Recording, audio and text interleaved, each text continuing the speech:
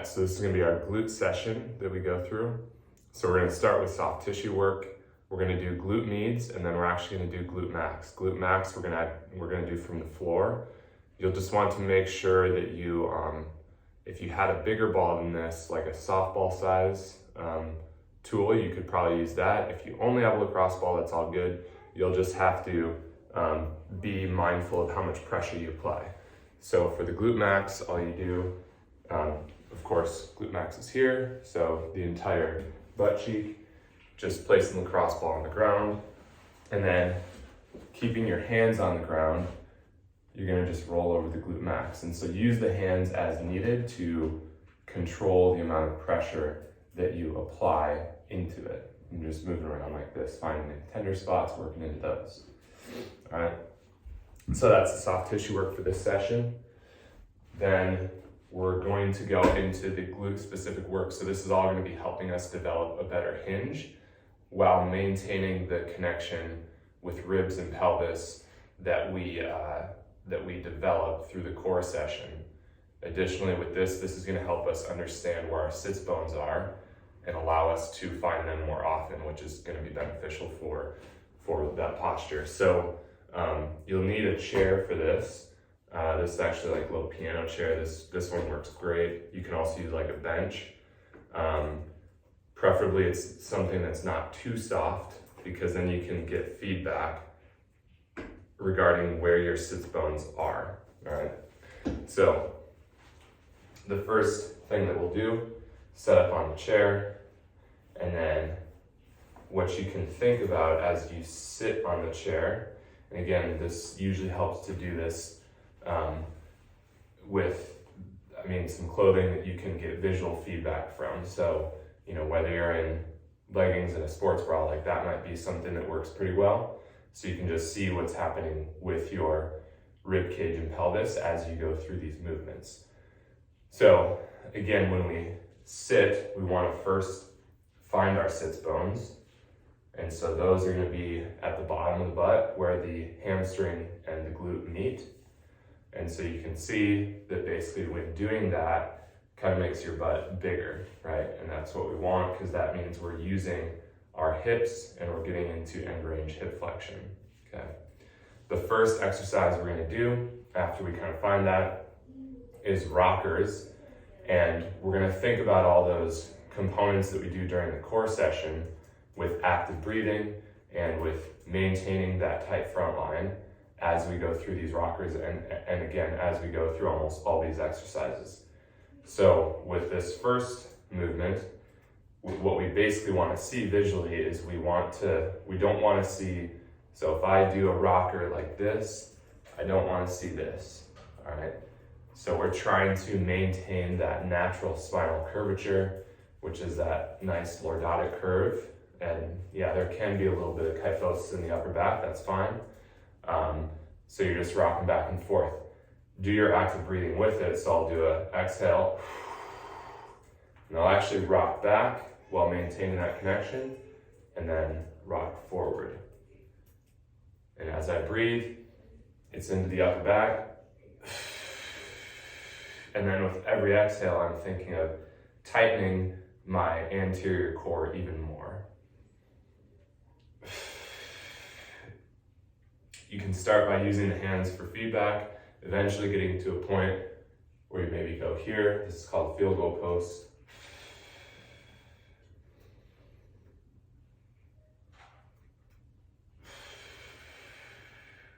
And again, I'm just thinking about maintaining the tightness of the core, and that is going to help me get max range hip flexion, or end range hip flexion. All right, so rockers is the first one.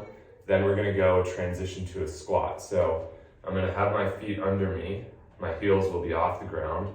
I'm gonna do a rocker,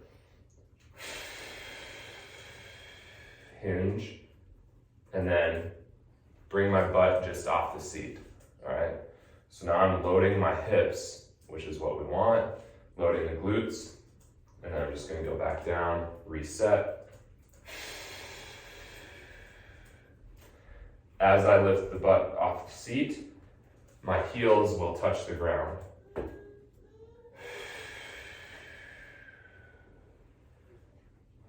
like so. So that's transition to squat. Then from there, we're gonna go into a lateral step. So with that, we're gonna think about that last position we were just in and kind of get into that squat position. So from standing, I'll start usually on the balls of my feet. Then I'm going to squat down. And from here, I'm doing the lateral steps, just like so. So you can see this position here as I work through it, butt's nice and big. And from the other angle, what you'll see is as I'm doing these, I'm really thinking about loading this side before I push off. And when I load that side, I can feel my entire glute working to stabilize, all right?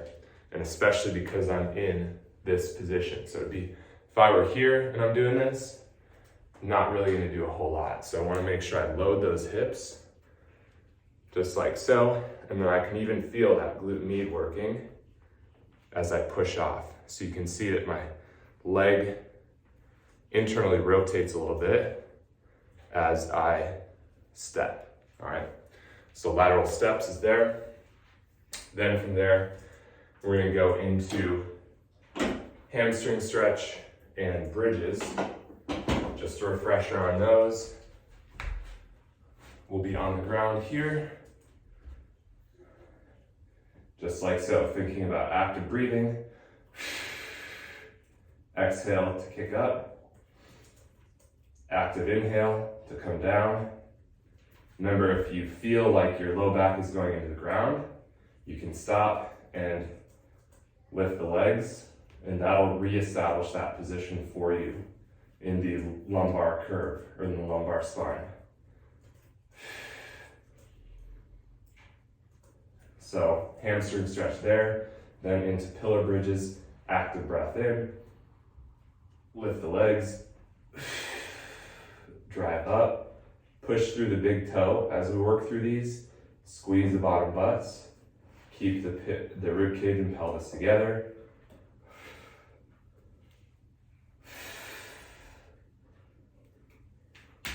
Just like so there. All right, then from there, we're going into a new movement called froggies. So this is gonna be face down. As you work through this, the basic idea before I get into the position, because it'll be kind of hard to talk, we're going to be lifting our thighs off the ground, and you'll feel it a lot in your top butts, all right? So the other thing that we want to think about though is we don't want a lot of movement happening in the spine, okay? And you can kind of tell that by putting your hands under your hip bones. And if your hip bones are pushing into your hands a lot, they will a little bit probably, especially at first, but if they're pushing into it a lot, that means that you're likely extending with your back and not with your hips, okay? So just keep that in mind as we go through this. So then starting on the ground, I usually will try to go forehead to ground as well, because that's just gonna help lengthen the spine.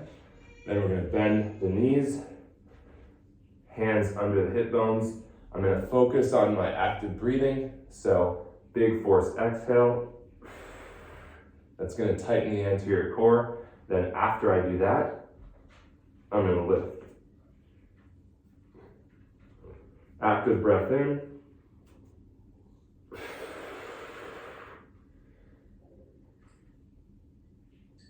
Just like so.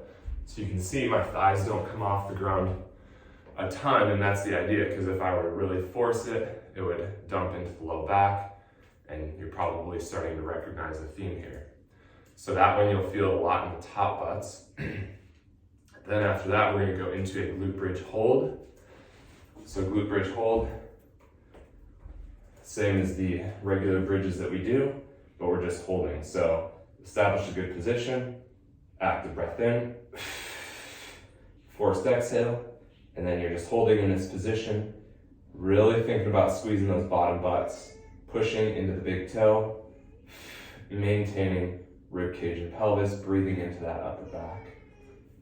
All right, so holding there for the prescribed amount of time. Then we're gonna go into a piriformis stretch. So this is gonna be seated. You'll probably wanna start off with something a little bit higher, because we want to maintain the position that we've been talking about with finding our sits bones and maintaining a lordotic curve.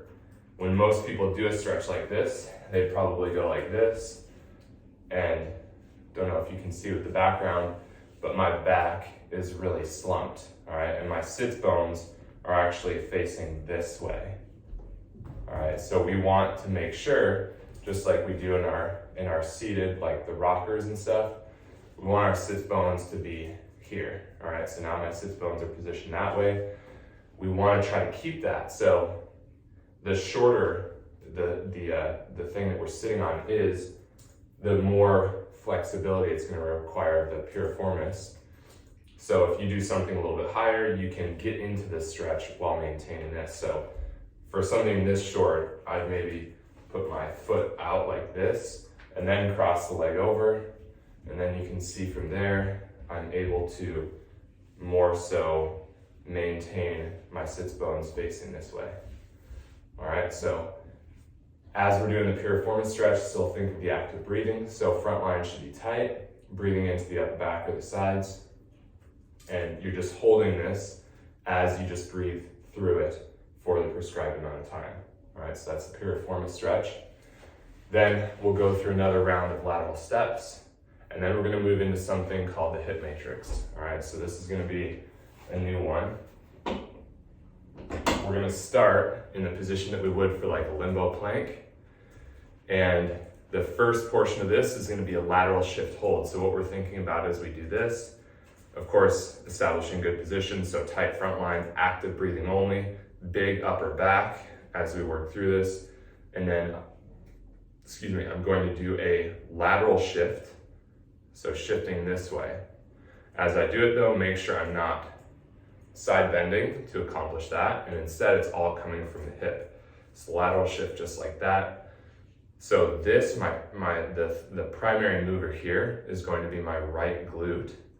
With that being said, I still want to maintain tension in my left glute. So as you do this hold here, I'll often, make sure my front line is good, make sure my upper back is nice and big, but then I'll also check in on the glutes. More often than not, the right will be fully contracted if I'm pushing this way, and the left will have a hard time holding on, all right? So make sure the bottom butt on the left maintains some of a contraction, all right? So from the side, it look like this. I'll do this so you can see. So it look like this, and I'm doing that shift, but I'm trying to also maintain hip extension. So I don't want to do the shift and end up here. All right, so maintaining extension, doing that shift. So again, you're just doing a hold there, squeezing as hard as you can for the prescribed amount of time. Then we're gonna go from the same position, we're gonna go into rotation. All right, so what that would look like, from this position, you're doing rotations just like so. So you'll feel that that's using the glutes in order to accomplish that rotation. Again, just like the first one, make sure that you're not doing this, where you're rotating a lot from the upper spine. This needs to stay in position so that we can build the sensitivity around the hips and what the glutes are doing. So you'll do some active rotations just like so. Then you'll go into a hold. So again, if my right hip goes forward, the right glute is doing most of the work. The left one still needs to maintain somewhat of a contraction and not go completely loose.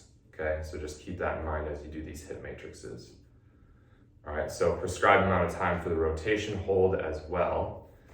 Then from there, we'll go into the limbo plank, which we do in the core session, just to refresh you there. Here, active breathing, holding that limbo plank, breathing into your upper back. Then we go into glute ham raise, which is here, again, trying to poke your sits bones out as you hinge, and back to the top. Then we're gonna work on some new stuff that kind of integrates everything. We'll do a transition to hinge, just like we did with the transition to squat, but we're gonna take it into a full hinge. So here, do a rocker to set up, active breathing, hinge forward, heels go down, and then from there, I go into a hinge. All right, but you'll see glutes are nice and big. My base of my neck is connected as I move through this to the bottom, or to my sits bones, you could think of it as.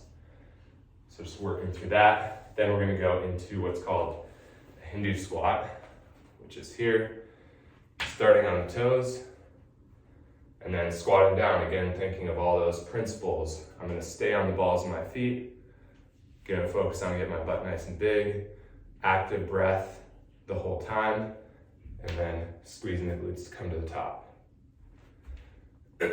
Last movement, tying it all together. You're gonna go into that squat position, and we're gonna go transitioning from a squat to a hinge. All right, so we can start with that Hindu squat. Come down, finding end range hip flexion, and then from there, going into that hinge. And just going back and forth on that movement there. Again, check in with front line, check in with glutes. A lot of this is about tactile feedback and understanding what's contracting, because oftentimes we think what we're using is not what we actually are, all right? And that's the glute session.